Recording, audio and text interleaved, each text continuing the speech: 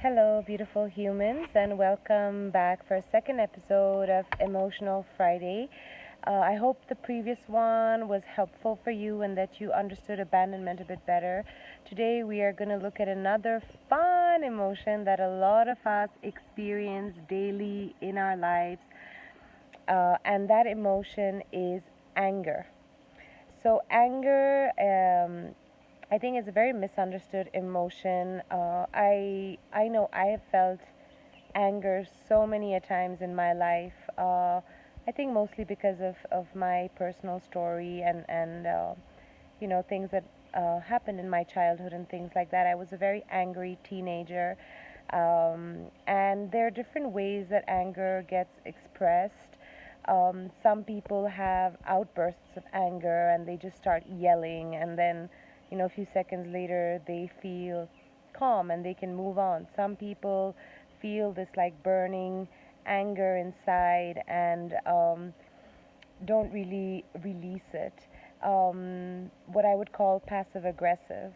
So, for example, I know that my way of expressing anger is passive aggressive because I don't want to lash out at people. So I hold on, I hold it in, and then it comes out in like, snide comments or poking people, um, or provoking people. So it's really interesting to observe how your anger plays out. How you feel it physically, where does it manifest in your body?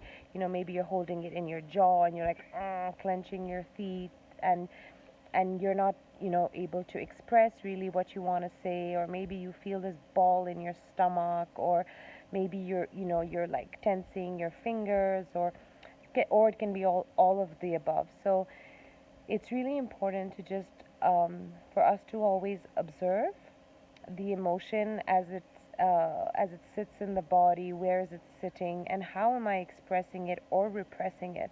Because a lot of us have been taught that anger is negative, and so you shouldn't express your anger. You should always be nice and da da da da da da. Um, Anger is actually not a negative emotion. There is no such thing as a negative emotion. There's just emotion.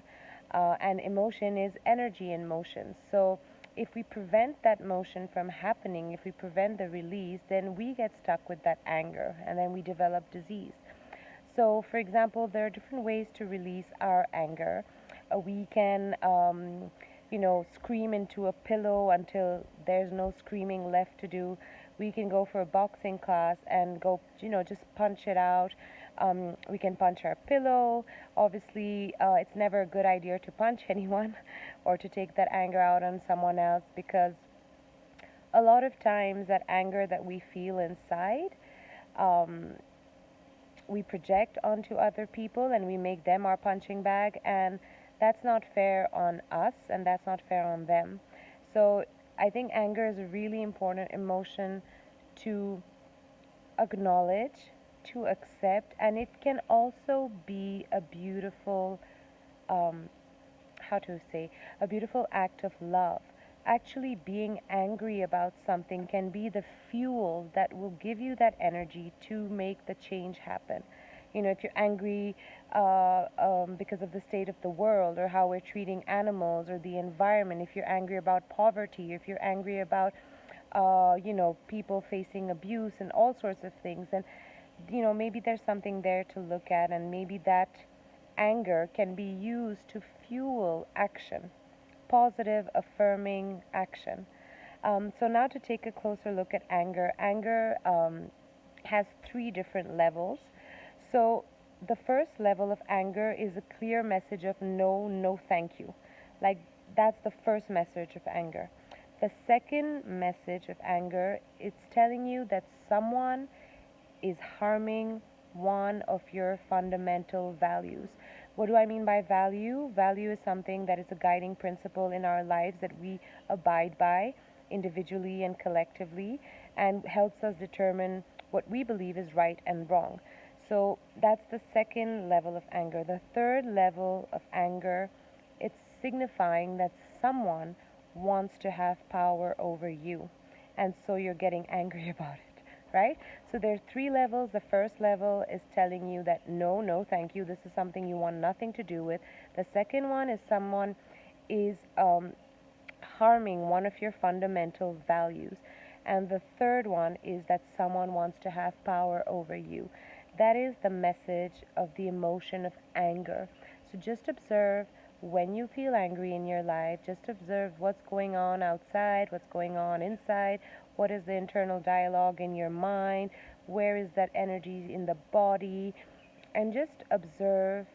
And if you need to release that anger, let it out. Let it out. Go on top of a mountain if you can and scream at the top of your lungs, or scream into a pillow if you live in a city or with friends and family and you don't want to scare people away. Um, but whatever you do, try and get that anger out. You can also write about what's making you angry. You can use that anger to, fuel your self expression. You can use that anger to fuel change, to fuel action. So, anger is not a negative emotion. We all feel anger, we all receive the message of anger, and it is telling us something. There are three levels to the emotion of anger. Um, I hope this was helpful for you and that you got some insight on why you may be receiving the emotion of anger. Um, just practice observing. Take notes, write down what the meaning of anger is so that you can look back, in a few weeks, in a few months. If you feel angry and you forgot what it's trying to tell you, you can look back and check it out. Thanks for watching. I wish you all a fantastic, fabulous, anger free weekend. And I'll see you next week for the third episode of Emotional Friday.